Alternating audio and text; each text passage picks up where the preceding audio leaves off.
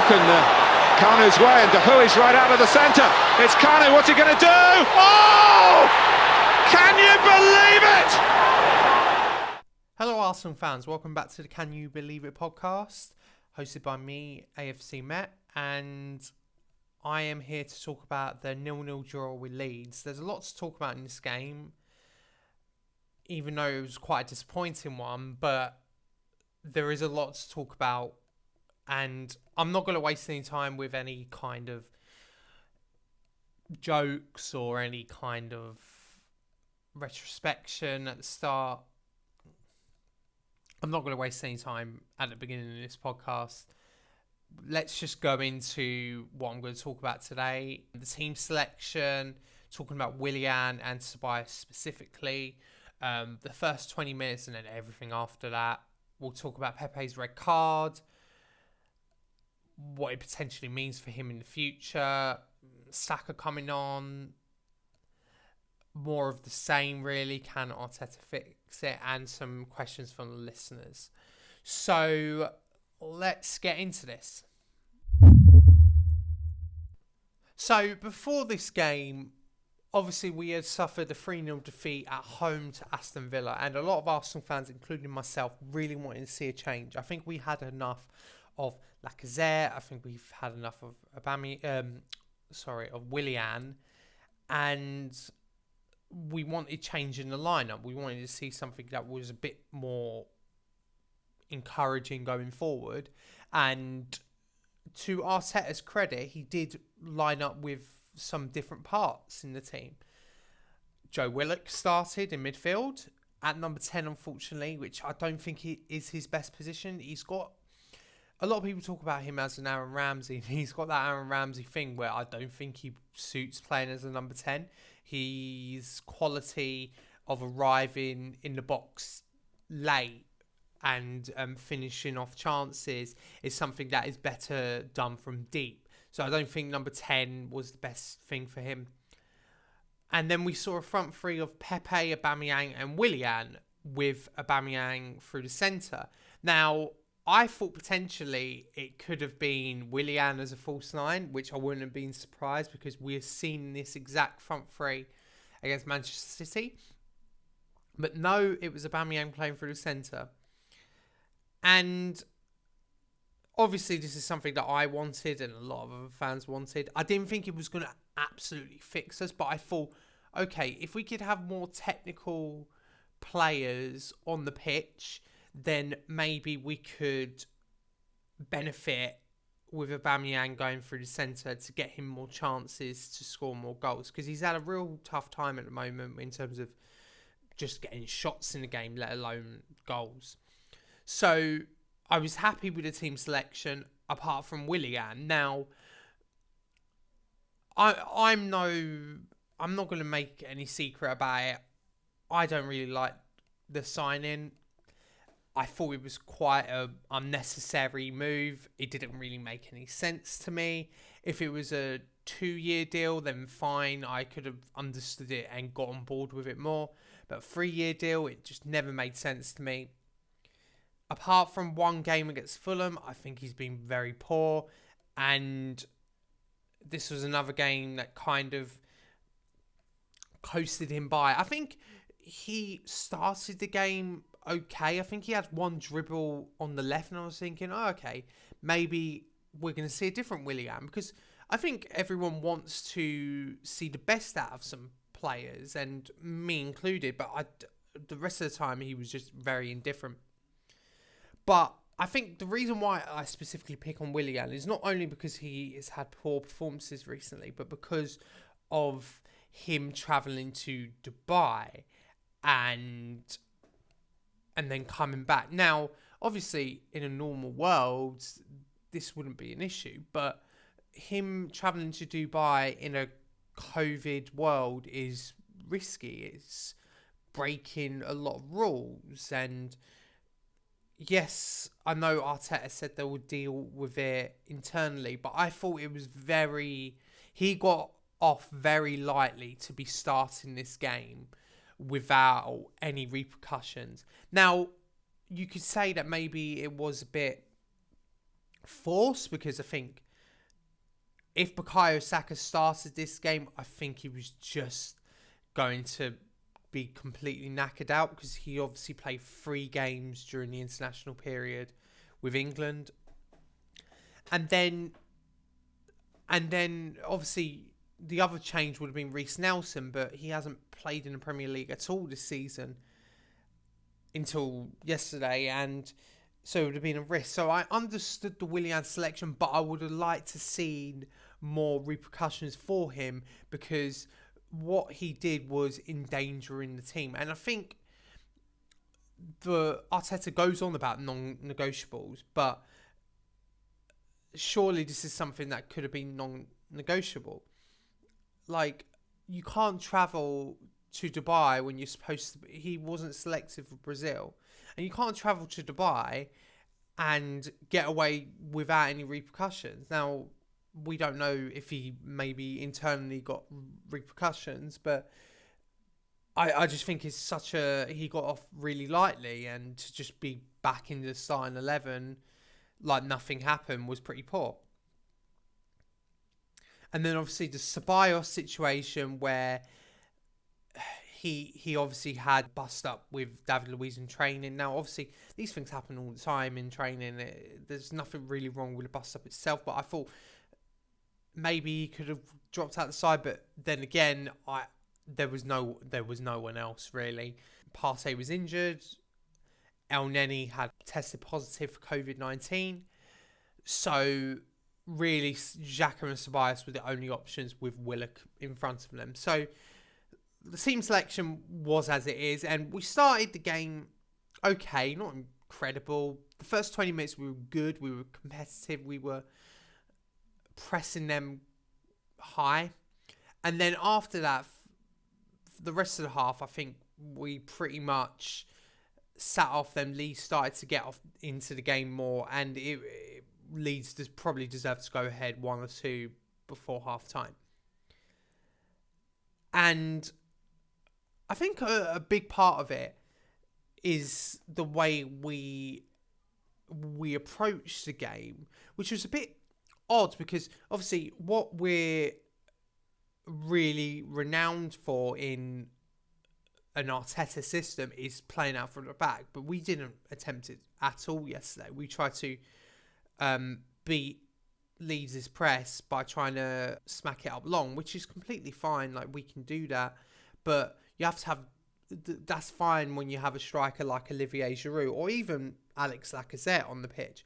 I don't think it's fine when you're trying to hoof balls up to Pepe, who admittedly won 4 out of his 7 aerial duels, but it was just a weird game plan, and something that had been so synonymous with Arsenal under Arteta. For it to be just completely abandoned was very, very odd.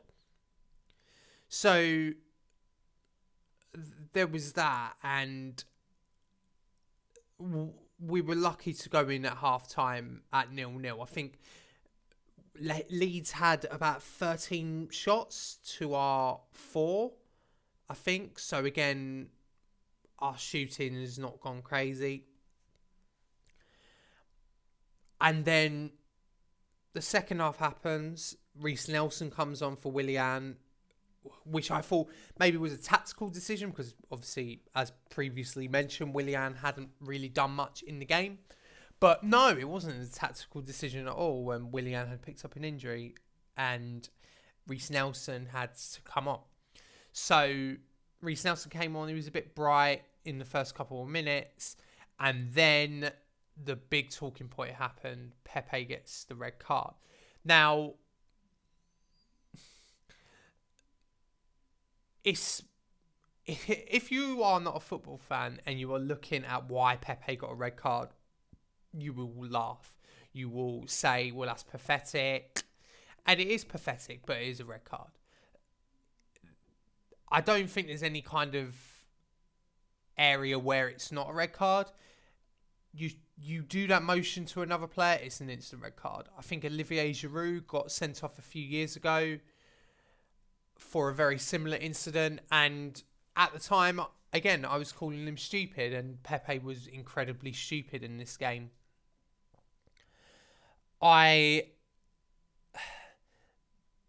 He had flashes of good moments, and I think this is what Pepe is, a moments player. He is not going to be consistently excellent things, and I think that's what annoys Arteta the most, is that he will be brilliant, do breathtaking stuff, but then also do really stupid stuff.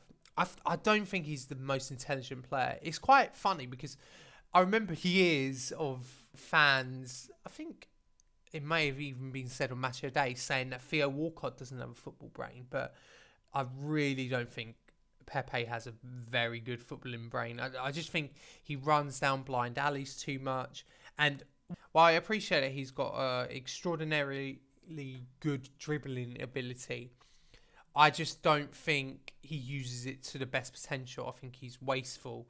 But again, wasteful players can be fine as long as they produce end product. And Pepe does seem like he can produce end product, but this was his chance. This was his big game. And for him to do a moment like that is infuriating, really. For a fan of Pepe, it was infuriating because you want to see the club record signing really take the game and make it his own, and I don't think we've seen that enough. I think we've seen it a few times and you think, wow, there's a good player in there, but we haven't seen it enough with Pepe, and it's a shame. The fan reaction to it, obviously, let's get one thing straight.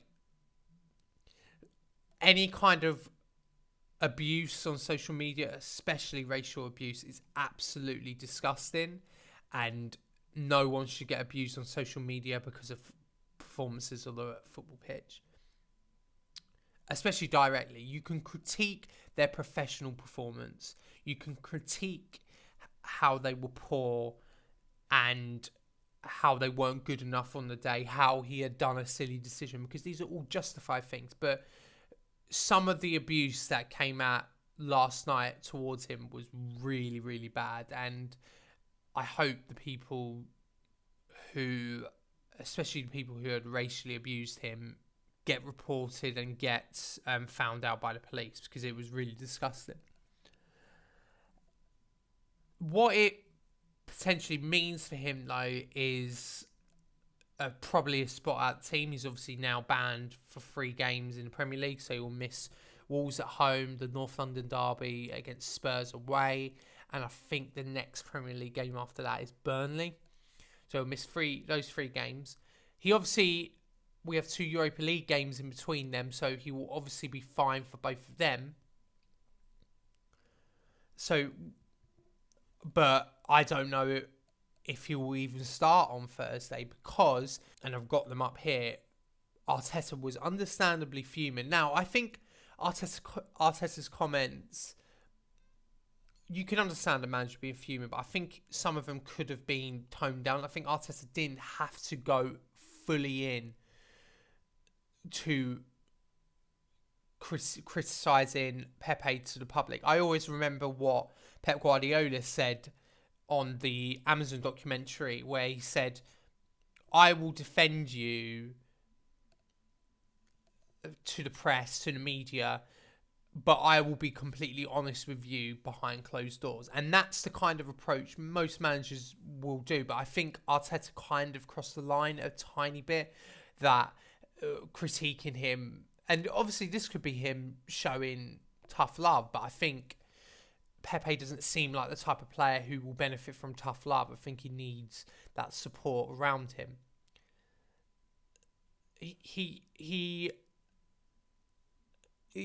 Arteta said that is unacceptable at any level. You cannot do that.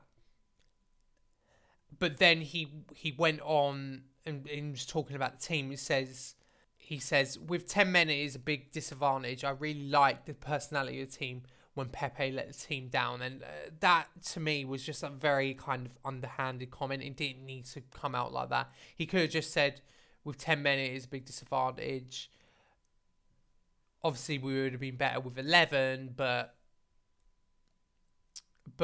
we showed good character with 10. But he didn't need to completely go and mention Pepe publicly, and I think that's a bit of a shame and a bit of a poor decision from Mikel Arteta. A lot of people are asking now, should he be sold? And I've got a question about it later from the listeners. But I think the best thing for Pepe is to try and get him into the team. We don't have enough attackers where we can just completely ditch Pepe. Now, obviously, he needs to improve to get in the side now. But the bar is really low that we're going to need him for some games. There are going to be games where we're going to need Nicolas Pepe. And if you can get a good fee for him, then maybe. But I think that's out of the question. I don't think we will get a good fee for him. I mean, when a manager comes out like the way he did last night, I don't think you're really protecting his value, are you? So, yeah, it's a bit of a tricky one, and I can't help but think this is really a big moment for him. And it's funny because we talked about all these moments, like the 2 free kicks against Victoria to kick on, the goal against West Ham to kick on, the Man United performance to kick on, the FA Cup final, kick on. And then they just never happen. And maybe this is just a frustration boiling down. Like, he came out in the international break saying I should be playing more. And while at the time I totally agree with it, when you put in performances like he did yesterday and let the team down, I don't think he should really have a case now to be in the team for a good while. So it's a shame, but it's all of his own doing. The rest of the second half, I mean, we were really under the cosh, obviously, after we went down to 10 men. I think Leeds hit the post about 3 times. Rodrigo hit the post, and then I think someone, I can't remember exactly who hit the post, but there was 2 more occasions where they hit the post. It just seemed like we were going to hold on, and we did, so it was 0-0. These last 2 games, we haven't been so solid structurally at the back. I don't know if we're just missing Partey, because obviously he was out half of the game against Villa, so I don't know if that will help structurally when he comes back, and hopefully he's not out for long. But yeah, we deserve to lose this game. So in the context of the game and the game alone, we should be happy with a point. But it's obviously disappointing in the whole grand scheme of things of Arsenal, and can Arsenal create, and what's happening with that. There was one tiny bright spot, and that was Bukayo Saka coming on. He's just a real star already at 19. He looked fantastic. He just looked more complete than Willian and Pepe. He done more in his cameo than both of them had done combined in the whole game. And obviously he had that big chance. It was great work by Bellerin to find him, ran past and dribbled up the pitch, and then great through ball to him. And the keeper, actually, the Leeds keeper, does very well to actually tighten the angle and make sure that Saka can't get it in. And I think a bit more experience in those situations will see a finish from him. But I think he was good when he came on, and obviously we hope that the injury isn't that bad, because we're going to need him. He's been our best player this season.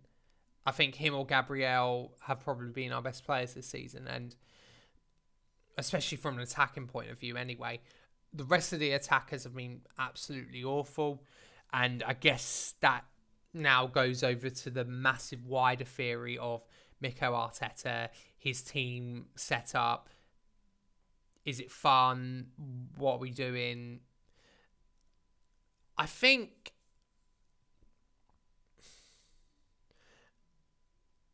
obviously you can question the manager in terms of how he has set up the team, how all the attackers look poor, how it is unbalanced.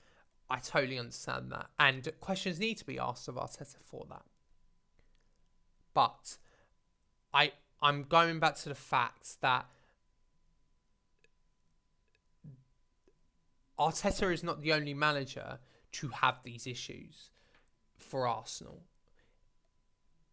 Emery had these issues as well. He obviously tried to set us up in a 4-3-3 or 4-2-3-1. Didn't work. Set us up with three at the back with Lacazette and Aubameyang. Why is that? Because we had an unbalance in attack. We have a lot of attackers, a lot of good individuals, but in terms of them fitting together, they do not fit together. And I will go back to this every week until it's fixed, if I have to remind people that we are not fluid going forward. And that's because of the collection of players. You do not have one creative player that's registered with the squad anyway. You do not have one creative player in that squad. At least at the start of the Emery era, you had Mkhitaryan and Iwobi, who are two players who people were very frustrated with. People who did not produce end product, but the thing that they would do is link the midfield to the attack. And we have struggled with that all season. We have struggled with that the whole time Arteta has been here. And that, again, is partly down to the manager for not finding solutions, but it is also part of this general Arsenal are bad in the transfer market kind of state. When you think about our signings since 2015, they have all been quite poor. I can think of 3 signings on the top of my head that have been good since 2015. Leno, who has been an excellent keeper, our best keeper probably since Lehmann. You could argue Szczesny is an argument as well, but he's definitely one of our best keepers. And obviously, Arsenal have been cursed with keepers after Lehmann, so to have a really good one is great. Kieran Tierney, I think, has been a success. Obviously, he's had injury issues, but whenever he's played, he's been pretty good. I really like the personality he showed after the game to go at Alioski, to make him know that you can't do that and that was out of order. Basically fighting for his team. Everyone likes to see it. That's why I like to see the Guendouzi thing after the Brighton game. Yes, he tried to choke Mope, but I mean, he deserved it for what he did against Leno. It was stupid and obviously a bit, but I like that fire in players, and that's why I like Tierney, and I think he's been a success for Arsenal. I mean, he's played a lot of games now for us, under Arteta especially, and he has seemed solid in most of them. He's always a 7 out of 10 player. And then the final one is Aubameyang. Aubameyang's obviously scored a bucket load of goals since he joined. He's obviously been worryingly poor this season, but that's not on him. That's on everything around him, the shape of Arteta and how we attack as a team. But if you've only had 3 good signings since 2015, and you do not have the money that Chelsea and Manchester City or even Manchester United have to fix these mistakes, then you are going to be suffering for a long time. And just a reminder, again, I mentioned this in the last podcast, we finished 8th last year. There was a lot of optimism because we won the FA Cup. But again, we finished 8th in the league. Arsenal are probably best as a cup team at the moment. But apart from that, we are bang mid-table. That is the team that is mid-table. That squad is mid-table. You have a couple of sprinkles of world-class quality, like Partey, like Aubameyang. Gabriel looks like a good signing. But again, Gabriel and Partey have just joined, so you can't really say they're good or bad at the moment. Both of them have been hugely encouraging, but again, still early days.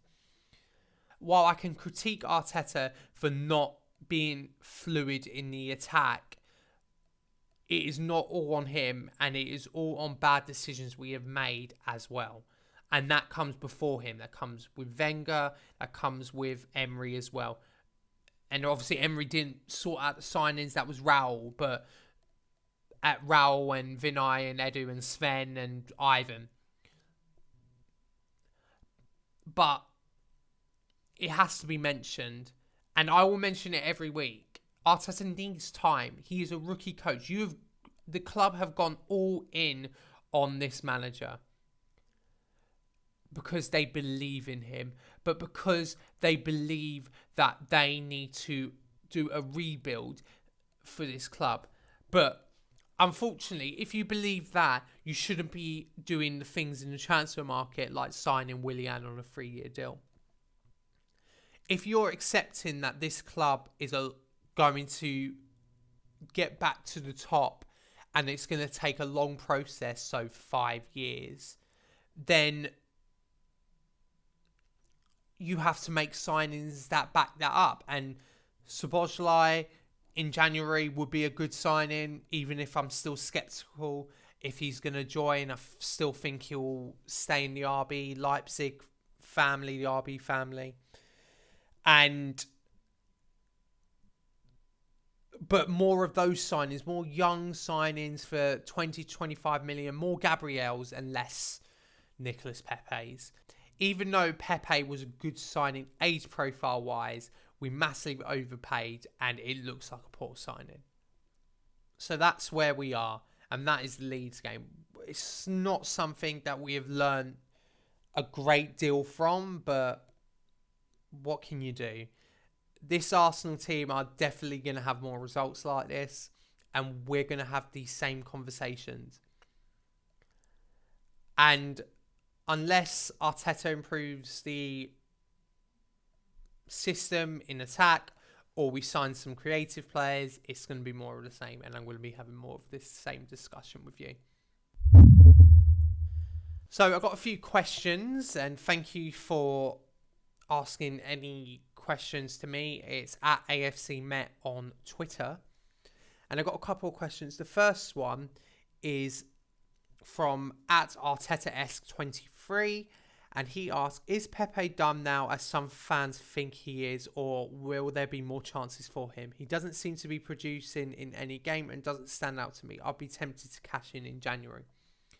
Like I said earlier in the podcast, I think we're going to have to rely on Pepe for a bit. I don't think we're going to get enough money. And to be honest, I think we're still paying Lille for the signing. So if we get rid of him, which will be for a loss, and I don't think we're going to get any more than 30 million for him, then we'll still be paying Lille with that money. And it's a bit of a shame. I think Arteta has to find a way to make it work with him. There are moments, there are flashes of a player in there, but maybe he's just not the player that will improve this attack or fits this team. And maybe eventually we do need to sell him, but we need to find other players first. Pepe is unfortunately someone we committed to, and I'd much rather be trying to sort out the midfield and possibly replacing Lacazette next summer than selling Pepe and trying to find another winger to replace him. So it is a bit of a tricky one, but I think we have to stick with him at the moment, even if I'm starting to doubt him ever working at Arsenal. So thank you for your question. Next question from at Gatman, and he asks, is this the worst football you've seen at the club? I can never remember us playing this bad. We can't string 2 passes together. I'd rather listen to Taylor Swift on repeat while watching paint dry at White Hart Lane, aka the old toilet. I mean, no one wants to listen to Taylor Swift, do they? I'm going to get pelters for that from the Taylor Swift fans, but it's difficult because I genuinely think the football under Emery was worse. And I'll be honest about that. There were times where we would attack with Emery and it would be good, but there was just no system, there was no style. And I think late era Emery, the football was just bad. And I think a lot of people forgot that. Obviously, recency bias is a thing. And I think a lot of people have forgotten about how bad it was under Emery during the end. And I think people have forgotten how good we have looked in some games. I think our best performances have come in games where we've been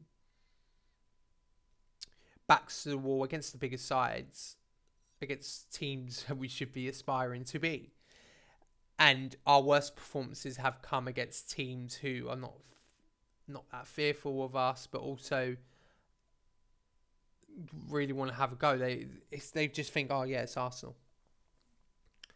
And yeah, I think we played good football at times under Arteta. I think we've played, I mean, you look at some of the goals. I remember the Fulham game, we played very well. Yes, I know it's Fulham. The Man City game in the Cup last year, I thought we were excellent all over the park. I think even the Man United game this year, I think obviously fine margins, we still didn't create enough, but I think as a solid performance, we were good. And I guess this just goes back to the fact of what your taste is in football. Is your taste, you want free-flowing attacking football, moments of genius, like a Wenger side, or do you not mind a more defensive structure? Because I think that's what Arteta is. And I think we've been spoiled with good attacking football and being able to win well in the early Wenger reign, being able to win the biggest prizes. But now, obviously, people just want to have fun, and I understand that. Yesterday, when I watched the game, it was very, not dull, it was just not very exciting, and I don't mind bad football as long as it gets results, and we are playing bad football at the moment, and it's not getting the results. So I think that's why people are saying, is it the worst football? But I think obviously the time under Emery was bad, and I think people do forget that as well. It might go really bad with Arteta as well, but he has to be given time to prove if he's good or not. So yeah, I think a lot of people are saying, well, it's done now, and I think, again, it's still too early. I think people accepted Arteta coming in and accepting that this is going to take time. But people are throwing their toys at their pram after what? Not even a year with him in charge. I think Emery left Arsenal this week last year. And remember, we had Lundberg, and remember where we were and how much of a mess we were when Arteta came in. But thank you for your question. I got a cheeky one from the legend Chief Teta, who said, "When is it going to end, Robbie?" I don't know when it's going to end. Hopefully we find some really good attacking football, and we are the swashbuckling side that we hope that we can be, but I don't see it happening anytime soon. So I think there's going to be more of this. And the final question is from @iJacob18. Thank you for your question. And he asked, what are your thoughts on our defensive plan? We look to sit in a very low block and hit on the counter. However, when we lose the ball, rather than press, we will look to go backwards to our low block. I think it hurts us and is one of the reasons we can't sustain pressure. Now, this is a very good question, actually. And I think with Arsenal, I think when Arteta came in, we pressed very well. I remember the Man City and Chelsea games. We pressed really high and really well. And I think a lot of fans were encouraged by that.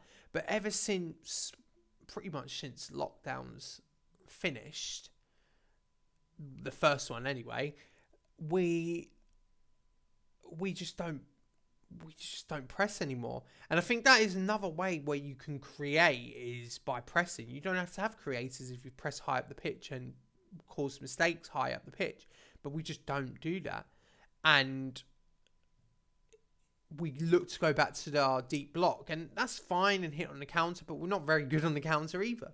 So it's a bit of a tricky one. We have no attacking plan, and I like the structure that Arteta has brought to the team, but the last 2 games have been a tiny bit of a worry. If we see it in more games, then I'll mention it more, but just structure seems to be going away as he's trying to find some more attacking balance.